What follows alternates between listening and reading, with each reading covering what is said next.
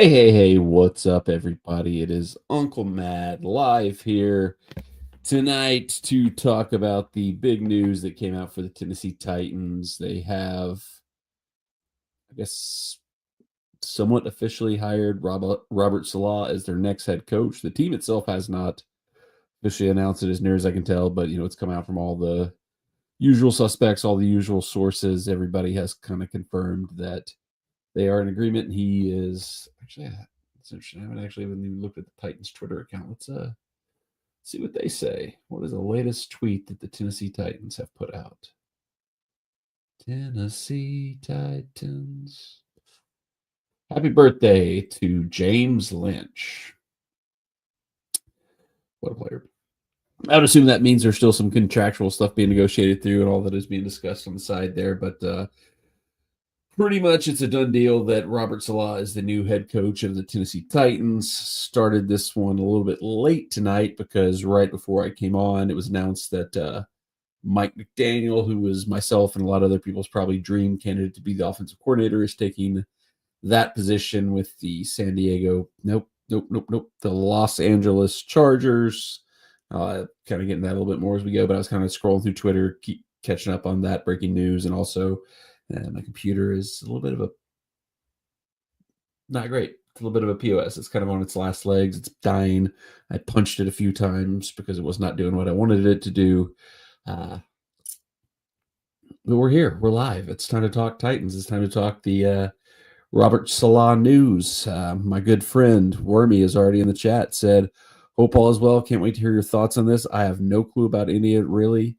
Yeah, that's a lot of Titans fans' point right now, is that they don't really have much of a clue on it. They just know him as a guy who didn't have a good run in New York when he was the head coach there. And so, hopefully, I'm not some genius, some super educated person, but I try to always follow all this stuff as closely as I can and try to know as much as I can on these things and try to share my thoughts and read between the tea leaves and kind of just not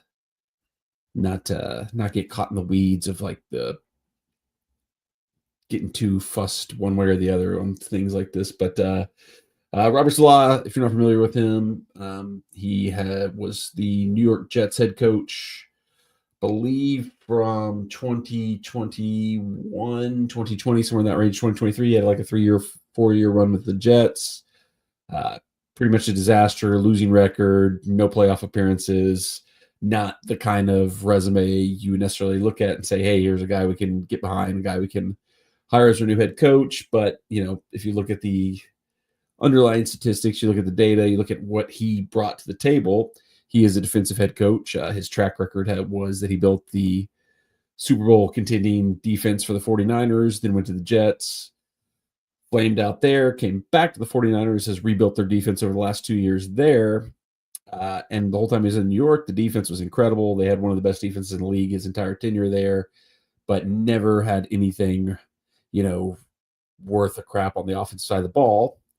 But they had Zach Wilson. They had Aaron Rodgers, who in the first game they had him blew out his Achilles tendon. So then the next year they had what was left of Aaron Rodgers recovering from an Achilles tendon at 100 years old. So, I think there's enough things there you can look at it and say, hey, maybe this wasn't the best situation. And the Jets, this is a lot from a Titans fan, from a Titans organizational standpoint to say this, but the Jets might be right up there with the Titans in terms of the worst run organizations in the NFL. So, it's not like he was in a great position to succeed there, but, the fact that he came in, his job, his main background, his main experience, the defense side of the ball, he turned them into one of the elite defenses in the NFL.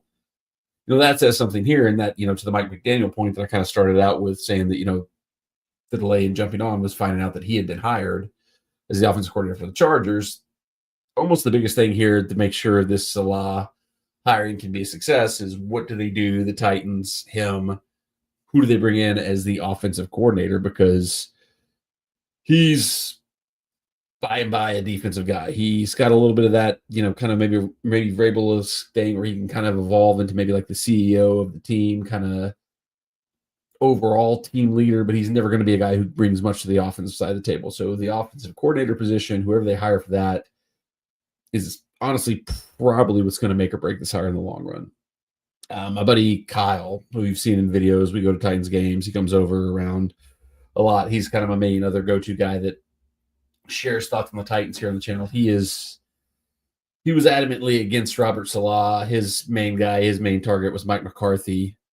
And his big thing is that the Jets fans, if you look what the Jets fans talk about Salah, if you look about what the Jets fans say about Salah, and to a certain extent, I do think you should trust the fan bases who have had firsthand experience with these people, with these coaches, with these, because, obviously I'm never going to follow the Jets as closely as I'm going to follow the Titans. So I know the general stats, the general vibe, the general what went down when he was there. But, boots on the ground, the people who were like, getting all those little details, those little small nuggets that come out from like the local media, from local bloggers, from local YouTubers, stuff like that doesn't reach its way to us when he was at the Jets. But at the same time, listen to the fans, take their, opinion into account. But at the same time, I don't know that there's ever been a fan base where the coach got fired and the fan base was like, man, we love that guy. That was a great guy. I mean, outside of maybe the Titans and Vrabel, but like most of the time, if the coach gets fired, the fan base is going to hate them no matter what. They're going to say, oh, it was all his fault. We hate that guy. So I don't know that the Jets fan base not liking Saleh is the best gauge of what he's going to be. Also, once again, they're a terrible organization. They have had no success, even probably less than the Titans. So I don't know that they have any, metric for how to judge things to go with there. But for me, I mean, I don't think there was necessarily a home run candidate kind of in the mix in this coaching process for the Titans. Even John Harbaugh, who we never got our foot in the door with. We were sitting there waiting, kind of in the cup chair off to the side if the Giants messed it up. But even him, like, there's a degree to which, I look at him and obviously really good run with the Ravens, got a Super Bowl win, pretty consistent playoff appearances, winning records for the most part. But sometimes, coaches, they get old, they get stale. And it's not just they get stale with the team they're with. They get stale with, they don't evolve their ideas. They don't evolve their thought process. They don't evolve, their game planning. It was kind of like maybe one of the shortcomings of Jeff Fisher. I think he was one of the smartest, inside and out running a team coaches for his era, but he never could evolve past, like, as the game was changing around him, never could get a kind of a more modern offense. And this is kind of still a Titans issue. And when the first thing I heard with the Giants hiring John Harbaugh was that he was going to bring in Todd Monken, who was his offensive coordinator at Baltimore, who most of the Baltimore fans feel like was the real issue there, who he should have fired, who there was apparently some reports that one of the reasons they ultimately moved on from John Harbaugh was he was unwilling to part with Todd Monken. It's like, if you're this stubborn, if you're this headstrong, if you're this locked in to something that a lot of people seems to be thinking is the problem, maybe the game is starting to pass you by. Maybe like you still got that fire, you still got that energy, you still got that, I'm sure they'll have a boost. I'm sure he'll bring something to it, but I'm kind of like, when I heard that he was like wanting to bring Todd Monken into New York, I'm kind of like, these older coaches, the longer they go, the more set in the ways they are as the game keeps evolving, keeps changing. Are they getting fired, stepping down because, things have gotten stale at their current team, or are they getting stale because they just have let the game pass them by? So it'll be interesting to see what happens with John Harbaugh there. But I mean, outside of him, there was nobody really in this hiring cycle that I think the Titans could have hired that I would have been like, nailed it, bang, that's the guy. It's turned around. We're going to be the best in the world. I think pretty early on, even going back to when like we were in season and Brian Callahan was first fired, I was already kind of thinking of the mindset. The entire coaching staff is what needs to be built correctly, not just the head coach. So I think ultimately, like, Brian Callahan, and I will say this is a little side tangent before we go into this. Go listen to the latest episode of Bustin' with the Boys with Jeffrey Simmons. He's trying to pull his punches. He's trying not to, throw Brian Callahan under the bus, but he says everything that a lot of Titans fans were suspicious about, that we thought was probably what the issues were with Brian Callahan, that he just did not have the mindset, the preparation, the stature, the just he was not ready to be a head coach in the NFL. And like without saying it, Jeffrey Simmons basically says that. But I think one of the things that really shot him in the foot more than I've said this a million times on a million vlogs is just he hired a terrible staff. Like you can't be a first-time head coach with first-time calling plays as an offensive coordinator, and just surround yourself with other people who don't know what they're doing either.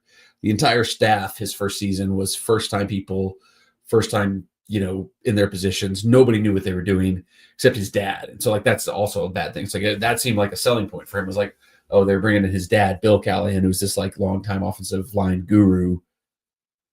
But when like the only voice of reason, the only experienced person in the room is your dad, that was just it should have been it was red flags. I said it from the get-go, like when it was like Nick Holz, Denard Wilson did some good things. I'm sure he's going to land on his feet elsewhere.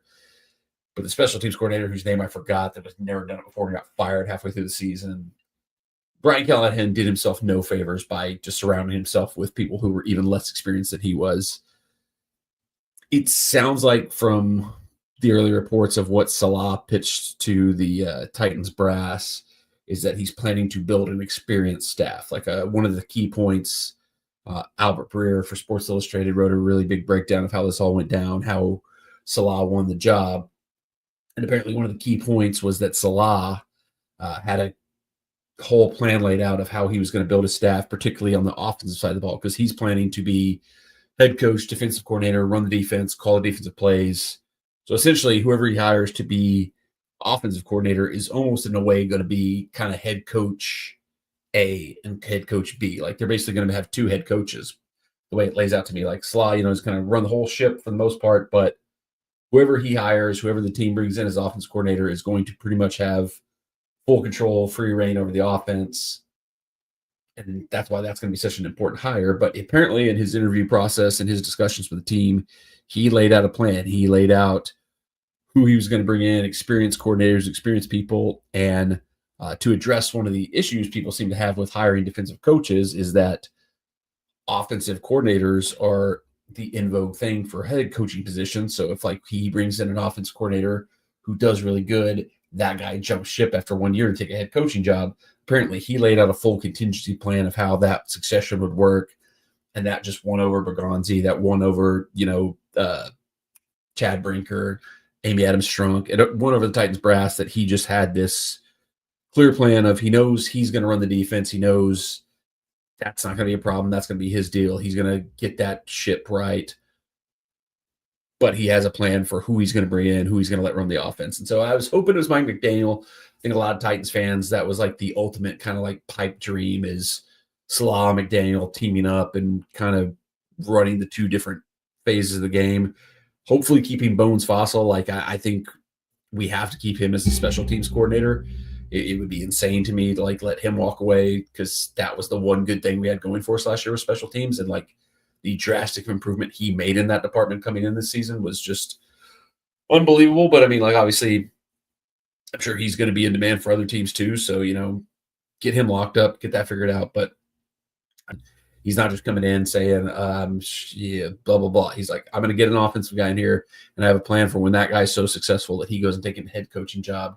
I have a plan for what comes next. So I like a lot of what that stuff that's coming out. Now, there was some weird, like, kind of you got to be careful when you're reading these stuff that comes out. Like, there's a lot of, like, fans that got, like, I think they were pretty happy that we hired Robert Saleh, the Titans Fans and Journal. I think it was somewhat happy. Like, a lot of people like him, but also I think it was like a little bit of just like the other guy who seemed to be the main candidate was Matt Nagy, the former Bears coach, which it was kind of a weird thing to me. The whole process of this is like people hated the idea of us hiring Matt Nagy. And I think they hated the idea of it in that he has a standing relationship with our general manager, Mike Bergonzi. They worked together in Kansas City.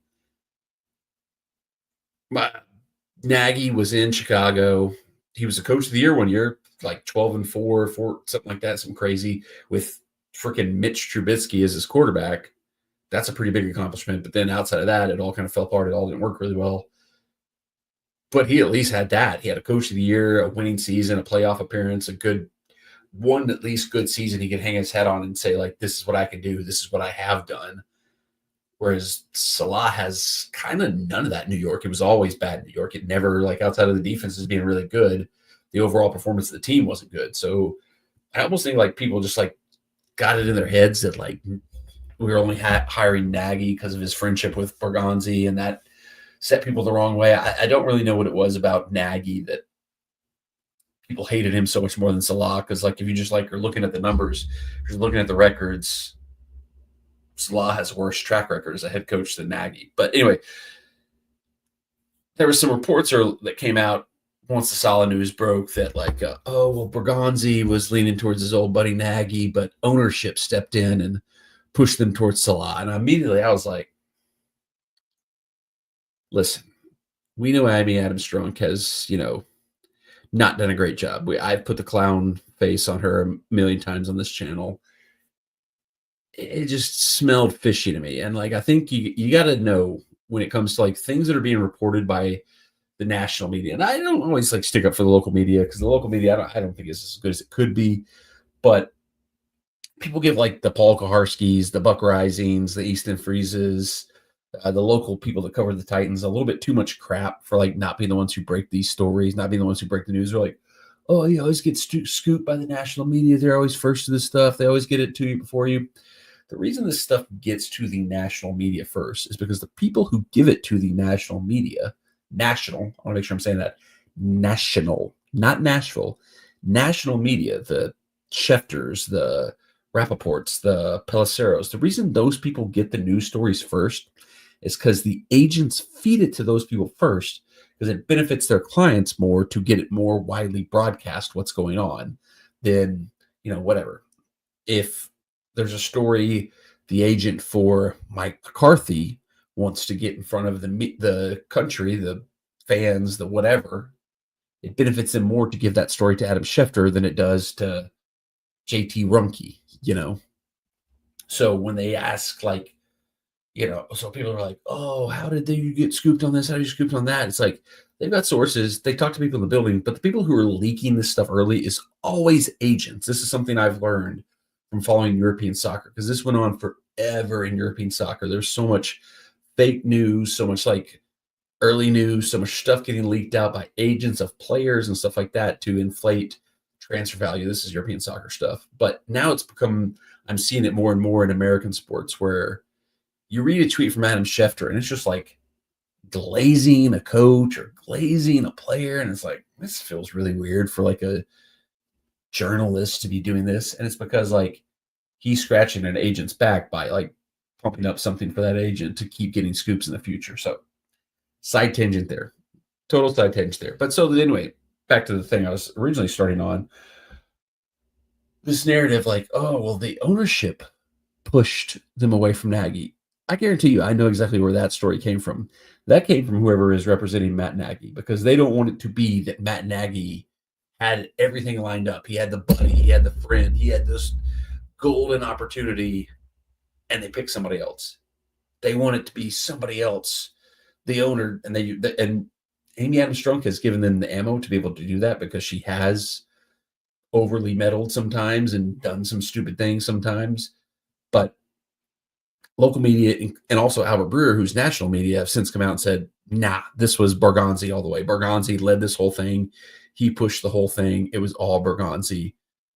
So who would have benefited from the suggestion that, well, it was going to be Matt Nagy, but ownership stepped in? Matt Nagy. That's his agent leaking stuff to media and trying to get things going in the right way. Another one of these things that happened, interestingly, like that my buddy sent me today, is my buddy Kyle.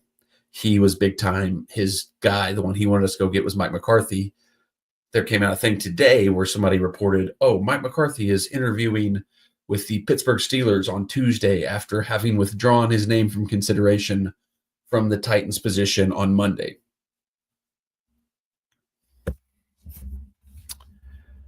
Mike McCarthy withdrew his name from Titans head coaching consideration on Monday.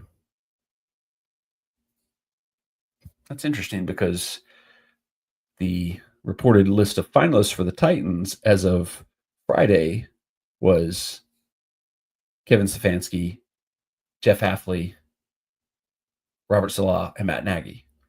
not Mike McCarthy. So as of Friday, Mike McCarthy was not a finalist for the Titans position, but somehow on Monday, he announces that it's leaked out that he had withdrawn himself from consideration for the Titans head coaching position. It's like, it very much is the vibe of like when Michael Scott blows up his interview for the corporate position in Dunder Mifflin, and then goes to David Wallace and says, David Wallace, I would like to withdraw my name from consideration. They're like, do you accept my withdrawal? He's like, yeah, we do. Like, I'm sure the Titans, you can argue, should the Titans have pursued Mike McCarthy more? Maybe.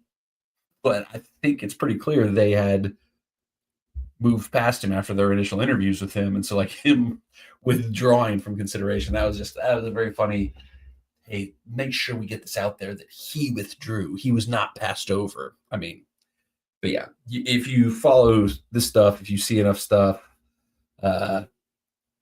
you kind of will start to like understand the tea leaves. You can kind of read the tea leaves of who the information is coming from. I did the Wayne Horse meme, like, who does it benefit to claim that Matt Nagy only got passed up because of ownership? You can kind of start to read the tea leaves here. HHL Film S3 says, I'm ready for Buck to be fired, or hopefully he just leaves. If we're talking about Buck Rising, which I assume we are, I kind of like Buck. I kind of like that he's different from like a lot of what we've had over the years in Nashville media. He's like Kaharski, but not quite as much of an a-hole. Like, I always love George Plaster, love, Brent Doherty. I love all these guys in the media, but, you need somebody that's not always just the gas up the Titans guy. You need the guys that'll come in and like sort of give you a little bit of truth, sort of give you a little bit of honesty, but not, Kaharski, Stillman. I hate Stillman. Guys are too negative. They're just negative because they know it'll get them more clicks. That's the worst.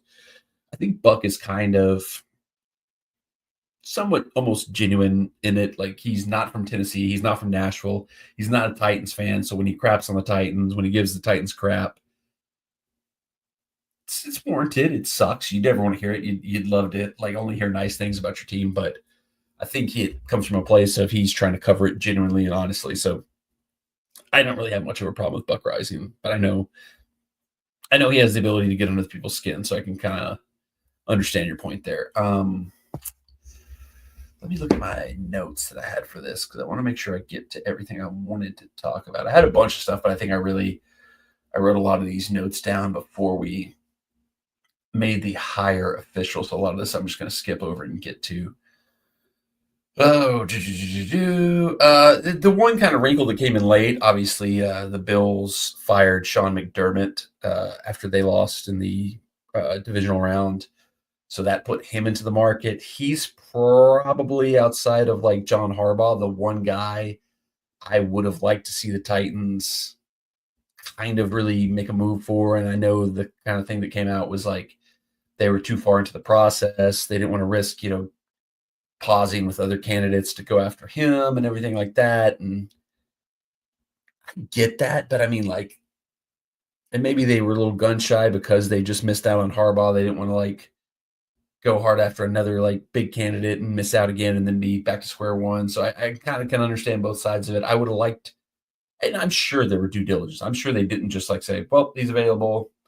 Oh, well, we've already done what we've done. I'm sure there was phone calls. I'm sure there was stuff that went on behind the scenes. And whatever, if he's already leaned one way or another, if there are other teams that already maybe are ahead of this, just in the background stuff that we don't know about, I don't know. That's the one guy. He came into the mix late. He's only like, I think I had been kind of on the Salah train for a while just because I thought it was so impressive how well San Francisco's defense did for the most part this season because they were just injured all to hell. Got smashed by the Seahawks the other day. That kind of dented my expectations, my hopes of him. But I mean, they just had so many injuries. Like, I don't know how much you can do that. And I'm kind of the mindset. I've had this back and forth with my buddy. Like, I'd like to think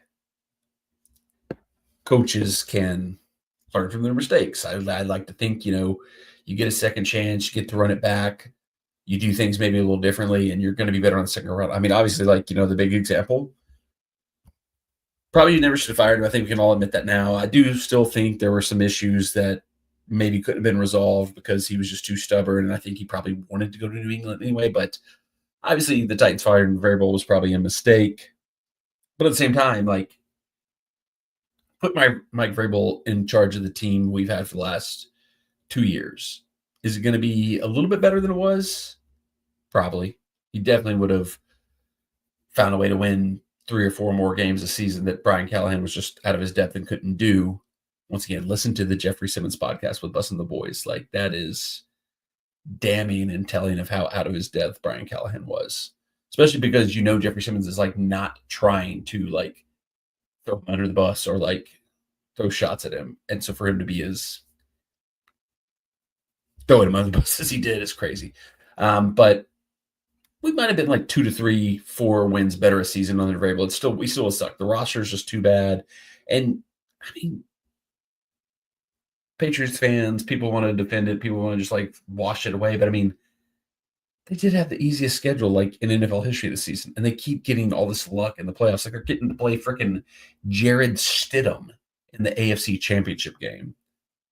And he goes there and, take the schedule stuff off. He goes there. He gets Drake May, one of the best young quarterbacks in the NFL. Like, the Titans just now got to Cam Ward. So, like, the last 2 years, Vrabel would have had to deal with Will Levis, who he hated. He did not want Will Levis at all. Malik Willis, he did not want at all. So it would have been a disaster here if he'd stayed. And he almost probably would have won too many games for us to even get Cam Ward. So we'd have been even more screwed. So we just would have been stuck in like the mediocrity pattern that seems to be the longer history of the Titans and whatever. But anyway, he is proof. I think he's learned some things from his time in Tennessee. I think some of the things that didn't work here, he's probably learned some things. Andy Reid, Pete Carroll, Bill Belichick. There's tons of examples of coaches that failed in the first go round in one way or the other, learned from it, corrected their mistakes, got better the second go round. It's one of the reasons I was really hoping we would get Mike McDaniel as our offensive coordinator, just beyond him being a really good offensive coach, is if you got 2 guys that have kind of been through the ringer and like seen the bad side of being a failed head coach, maybe if they combine forces, they can even more fully correct those issues and like learn from them. Like Brian Daboll, I think, is still in the mix. He's been heavily rumored to be a potential guy that would be the offensive coordinator for the Titans. That would be awesome. That would be a huge hire. Once again, fits the bill of 2 failed head coaches kind of combining to be joint head coaches, and taking all the lessons they learned and putting them together would be great. There was an interesting thing with the Titans. Now, I don't know if I talked about this in my last live stream or not, but the Titans basically, they interviewed in their head coaching process, whether it was in person, Zoom, they interviewed every coach that got fired, every head coach that got fired prior to like the late ones like Tomlin, Harbaugh, McDermott. They interviewed every head coach that got fired in this cycle. They interviewed John Gannon. They interviewed freaking, Mike McDaniel. They interviewed Kevin Stefanski. The fact that they interviewed some of those guys who clearly should not be getting another run at head coach, at least right away, it almost made me think they were trying to they knew they wanted to get a second attempt head coach, but they were almost digging for information from all the head coaches that failed to try to figure out what made you a failure. We're not asking you that directly, but we're trying to gather the data. We're trying to figure out, why do head coaches fail? So if we bring in a guy who's previously failed as a head coach, we want to have collected the data. We want to have collected the information, and we want to have an idea, an information, a kind of subset of data of why did those coaches fail. I almost think that was it's just weird to me that they interviewed every coach that got fired, especially Gannon, because I don't think anybody wants Gannon to be their head coach, but that's neither here nor there. But yeah, that was speaking of also I kind of mentioned this with the Jets, fan bases are always going to crap on the coach that they blame for the failures of their team. So Nagy got the same thing where everybody's like, ask the Bears fans what they think of Nagy. Of course the Bears fans are going to hate Nagy. that you sucked when he was there. Of course they're going to hate him. Like, it's not the best gauge of a guy's ability. To me, the fact that, Matt Nagy has been with Andy Reid for a very long time. As soon as the Bears thing ended, Andy Reid was like, I need this guy back. Andy Reid's a pretty smart football guy, right? So, I mean, something there.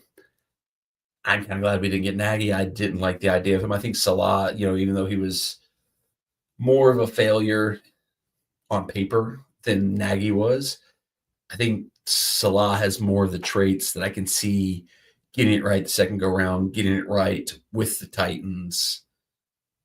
He has the right personality. He has the right mentality. He's you need that type of guy. I mean, obviously he's got a little bit of that Vrabel type aura, and I think that's what the Titans need.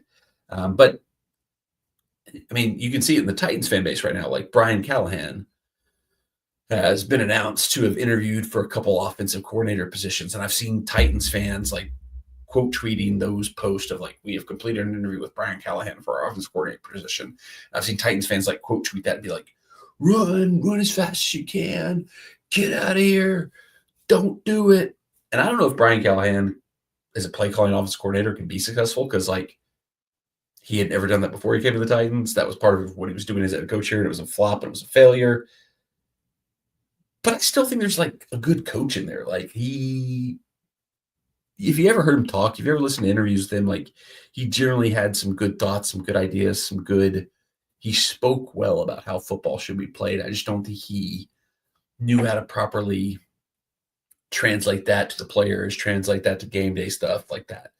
So like, I don't think, it's a guarantee that if like the Buccaneers hire him as their offensive coordinator, he's going to suck and be a disaster there. Like, if he doesn't have to manage the clock, doesn't have to manage the day-to-day operations of the team and like what the practice schedule should be and how they should prepare for the game, if he's just purely like drawing up the offensive scheme and calling the plays, maybe he can do that. So I'm not going to crap on the guy for that.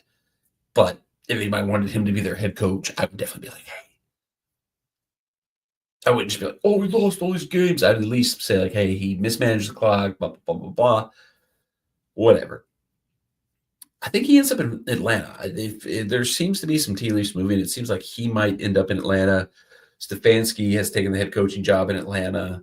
His dad, Bill Callahan, is going to be the offensive line coach there. But I think Stefanski is going to call the plays. So if he goes there, he would once again not be a play calling offensive coordinator, which is probably, if I was going to give Brian Callahan one bit of advice, try to be a play caller as an offense coordinator in your next job, because that was him doing that on top of everything else. It was just too much for him. Like, it seems like the vibes, he's a smart guy. He understands the game.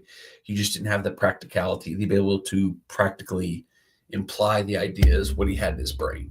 I don't know. Side tangent there. Don't really want to talk about Brian Callahan anymore. He's gone. Let him be gone for good. Anything else? Anything else I wanted to talk about in this little video here? I think that's pretty much it. Yeah, because a lot of the stuff I was going to talk about, I got like a little list of notes here that I had for this stream, but a lot of it is either not relevant anymore now that the hire has become official, or just, irrelevant in general. I will say this. This is kind of a side tangent that I want to wrap up with. All right, so obviously, one of the things that people have brought up or used as a crutch or used as an attack on the Titans in this hiring cycle has been the ownership situation. They're like, oh, the instability of ownership. Oh, it's a bad ownership. Blah, blah, blah, blah, blah, blah, blah.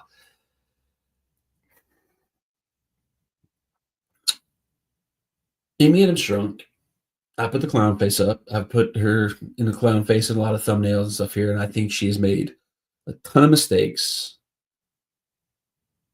But the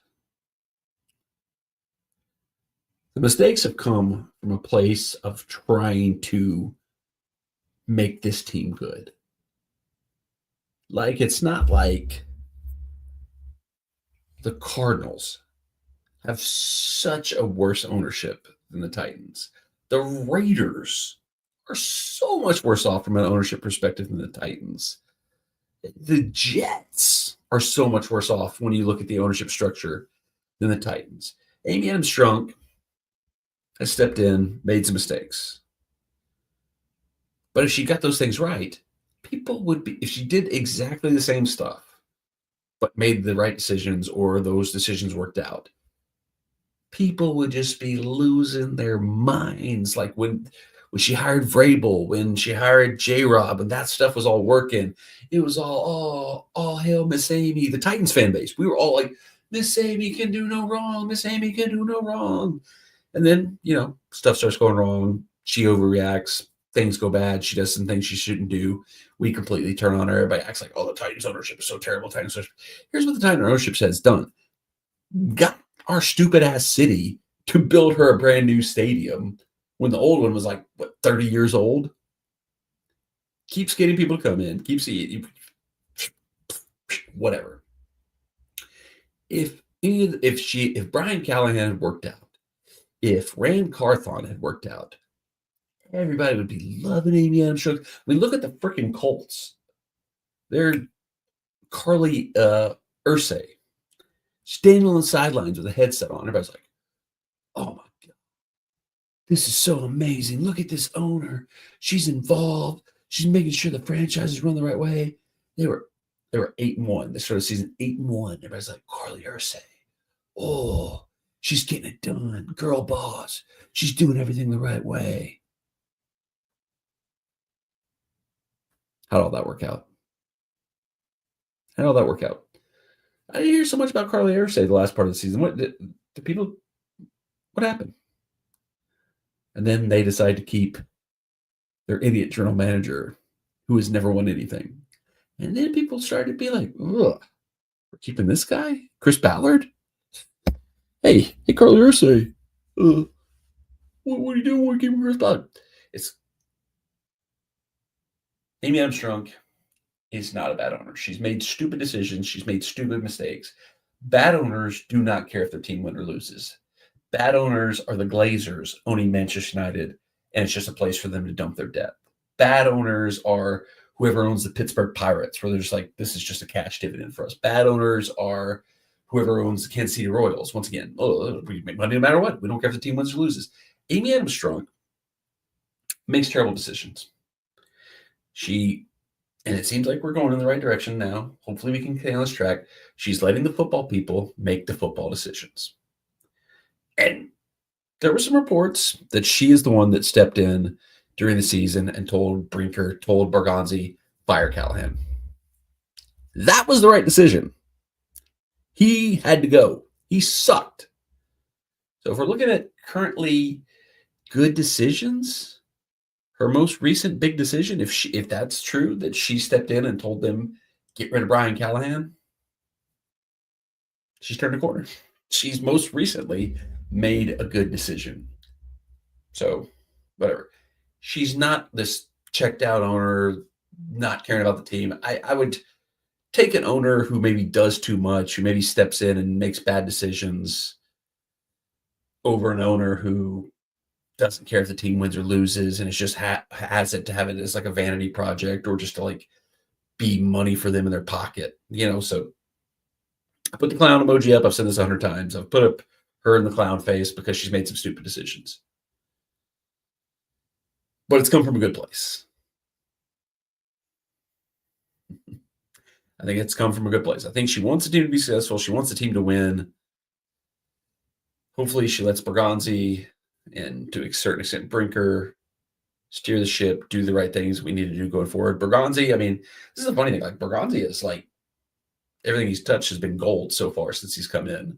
And as soon as there was even a hint that he might hire Matt Nagy, everyone's like, Bergonzi, you fool. Let's let the guys do it. Let's see what happens. Let's let it play out. I'm happy with the hiring. It's not a home run. It's not something that I'm going to look at. We got the guy. We're back. Titans are back. But I think it's a good decision, but there has to be other decisions that come in to support it. Who do we hire as the offensive coordinator? Who do we hire as the rest of the support staff? What do we do in free agency? What do we do in the draft? A lot of things still have to happen to prove whether or not bringing in Robert Saleh was a good hire, but I don't know. I think I tend to go all over the place in these videos. I don't really stay on topic too much, but I like the hire. I'm hopeful, but I'm always hopeful. I think if you go back and look at every season preview I've done for the Titans, I doubt I've ever picked them to win less than like 12 games. So I'm just a stupid, overly optimistic fan every season out. But I honestly think that's the best way to be. It hurts. It sucks to die on the limb when they suck every season. But I mean, just this season was like the most miserable I felt coming into a season, and it just felt so terrible. Like I hated that. I hated being checked out on the season before it really even started. I would much rather just be stupidly optimistic and hope for the best than just to be completely checked out and completely hating the team. I think we're getting to the point where too many of our fans hate the team. So let's wind down. Let's wrap up. Final thoughts, final summaries. I like to hire Robert Saleh in principle. I think a lot of things have to happen to fortify it, to solidify it, to make it a really good hire. Got to get a good offensive coordinator. Got to get a good support staff on the entire coaching staff. Bergonzi has to continue to build the roster the way he has so far. Continue to build out. And above all else, I barely even mentioned his name, but he's not a home run. He's not a guaranteed. It's not like he had like the season that makes you just know 100% he's going to be the GOAT. But I think we saw enough in season one that we have to do everything we can to make sure Cam Ward is successful. And that goes back to hiring the right offensive staff, drafting free agents, putting the right pieces around him. That's the most important thing. I think there's like 15 that are the most important things. Most important thing, hire a good offensive coordinator. Most important thing, hire a good offensive staff. Most important thing, sign good offensive players. Most important thing, draft good offensive players. I don't know. We'll have more stuff to talk about as the Titans offseason goes on, obviously, like with the filling out of the staff, free agency beginning, drafts coming, and stuff like that. So we'll have plenty more Titan stuff to talk about, but I think we'll wind this one down here. Like I said, not going to get overly excited, not going to like hang the banner and say Robert Saleh is the guy that gets us our first Super Bowl. Robert Saleh is the savior of the Titans, but I think it's a good hire. I think it's a good step in the right direction. I think if they do the right things to support him and he does the right things to correct the mistakes he made in his first run as head coach for the Jets, I think this can be successful. Oh, coming in, Rico, my boy, a guy from Canada, Great White North, terrible hire. Huh. I like Richard. I think he's got some good opinions on stuff. So that right as I'm trying to wrap up, that kind of shakes my confidence a little bit. But it can be. That's what I would say, and I think I've kind of alluded to this, mentioned this like in passing. I don't think there was the absolute just knocked it out of the park home run hire in this cycle. There wasn't the Ben Johnson, there wasn't the Kyle Shanahan, there wasn't the Sean McVay, there wasn't the, just guarantee you get this guy, he's going to fix everything higher in this cycle. Of the other guys that have been hired so far, like I said, I have my reservations about John Harbaugh, Kevin Stefanski, like Jeff Hafley. Like I would not have been that excited about Jeff Hafley as getting hired, just because I think for what I wanted for the Titans, I wanted them to bring in somebody who had some experience, had some history.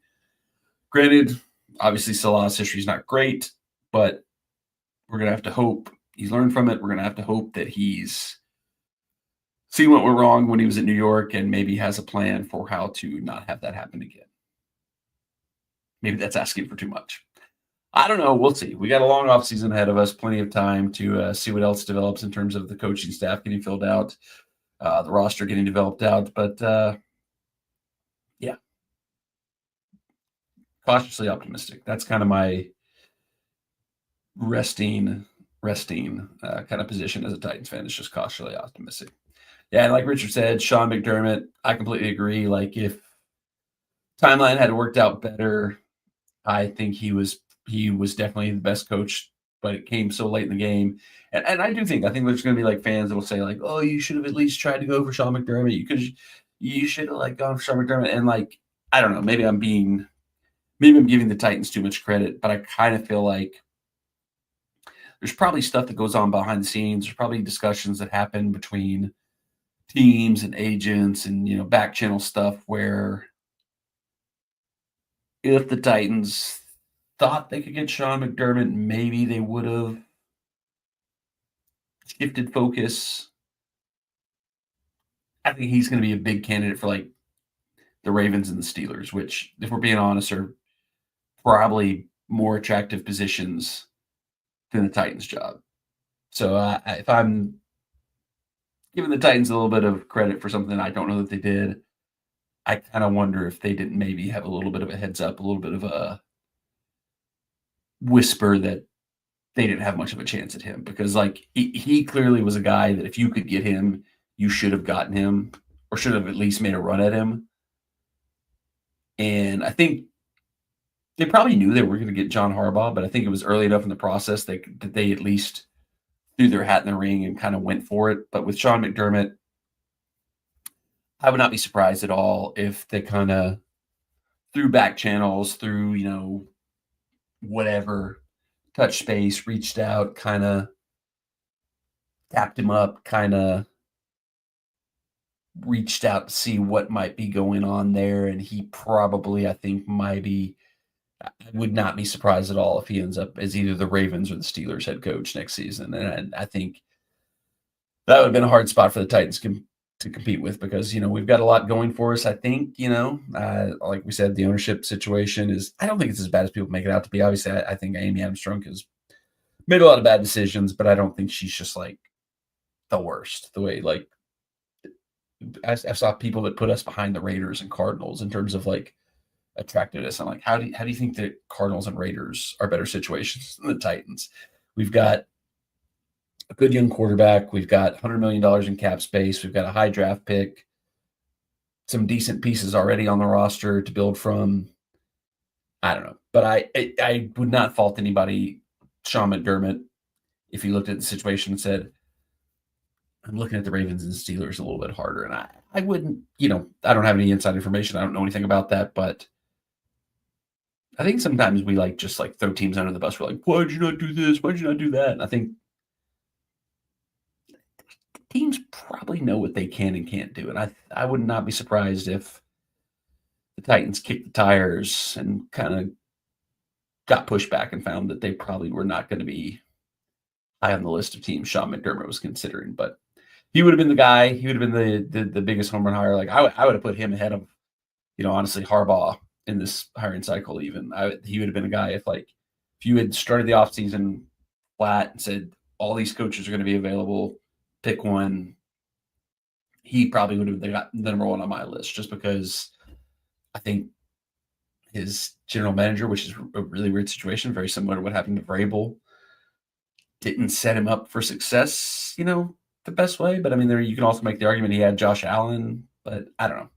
I do like Sean McDermott. I would have liked to seen a scenario where the Titans could have maybe gone for him, but I also maybe this is just cope. Maybe this is just a fan trying to cope with it. But I kind of wonder if maybe there wasn't some behind the scenes moves, behind the scenes information that made the Titans think he probably wasn't a possibility for them. I don't know.